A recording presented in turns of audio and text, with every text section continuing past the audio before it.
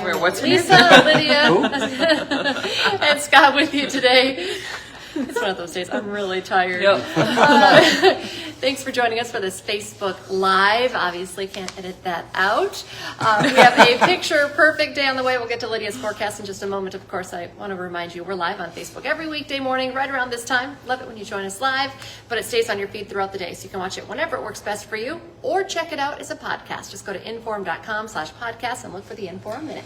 All right, today is one of those spring days that we love. Yeah, it's a good one. Sunshine, light wind, no big humidity yet, no big bugs yet. There's a few starting, but there was a fly in my house the other day. Kids, shut the door. Anyways, it's going to be a gorgeous day. Temperatures end up in the 60s to near 70, which is about 10 to 15 degrees above average for this time of year. 46 years ago today, it was 100 degrees in both Fargo and Grand Forks. Wow, Earliest 100 on record. Yeah, it was hot. Lots of stories coming in on like Facebook comments of like, I was a senior in high school. One of my favorite ones was that it was so hot they were outside, obviously tanning and whatnot, but then prom was the next week, and so everybody's backs were like peeling. Oh, no. Yeah, so it's funny the things you remember with certain events and certain weather things.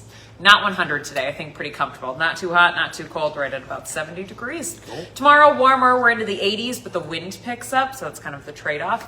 84 in Fargo, gusting 30 to 35 miles an hour, so pretty gusty. Once again, very dry, relative humidity down to about 20%, so we'll watch for fire danger, especially on the Minnesota side. I wouldn't be surprised if we end up with a red flag warning again for tomorrow, so heads up for that. I'd avoid anything sparky, obviously outdoor burning, bonfires, that sort of thing. Even into Thursday morning, by Thursday afternoon, Thursday evening, we add in a thunderstorm chance, so any sort of rain, of course, would lower a fire risk, although it still looks very windy and they're scattered thunderstorms, so not everywhere is going to see rain.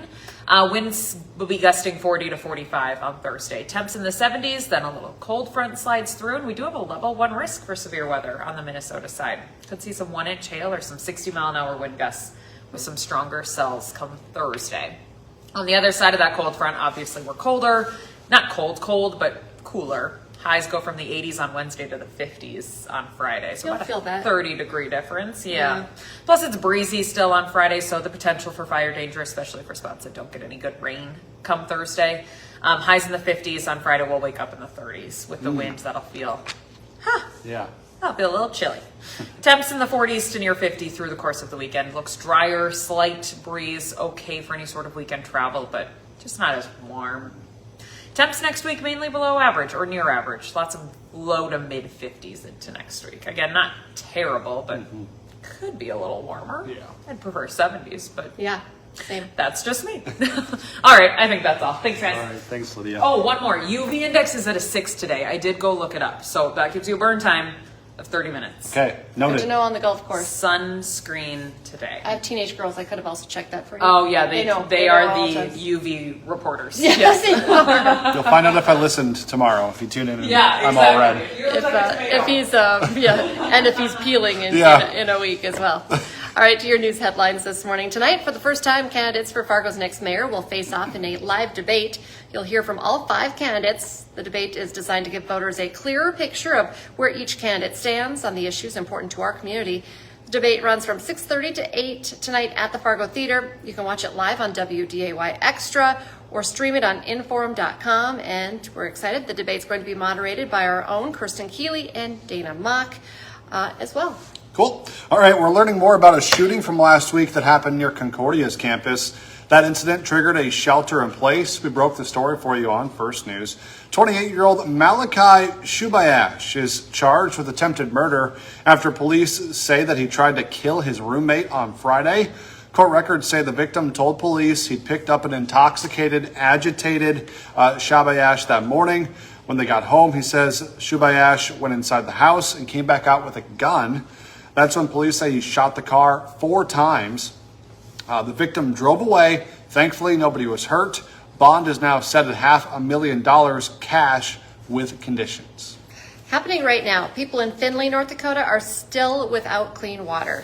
People have been without safe water since Friday afternoon. City leaders say They think they know the problem area, but even if water is running in your home, it's still not safe to use right now. Tonight, the Salvation Army will be serving a hot meal for people in town. That's happening from 6 to 8. It's being held in the old auditorium building. Fargo police say a fan allegedly spit on a Sioux City Musketeers hockey player at their playoff game Sunday night against the Fargo Force. Police say the player ended up punching the fan. That's when a coach stepped in and held the fan against a wall until police got there. No arrests were made. The Fargo Force declined to comment. All clear at the North Dakota State Capitol grounds after police responded to a suicidal man with a gun. Investigators say they were able to safely end the situation. While the man didn't make any threats toward the public, they say the Capitol was under a shelter-in-place order until about 6 o'clock last night.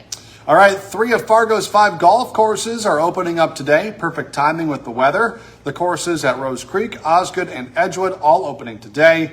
Fargo's 2 other courses, Prairie Wood and Elzaga, will open tomorrow.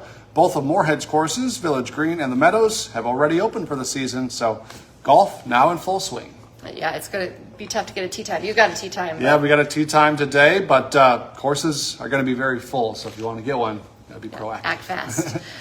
Don will be recapping the Minnesota playoff games from last night today on Hot Mic. The Wolves made a big comeback to win, and he's also going to talk about what went wrong for the Wild in Game 2. Plus, it's draft week for Cole Payton. A lot of buzz around him. Of course, The former Bison QB joins the show to discuss being the 5th straight NDSU signal caller drafted.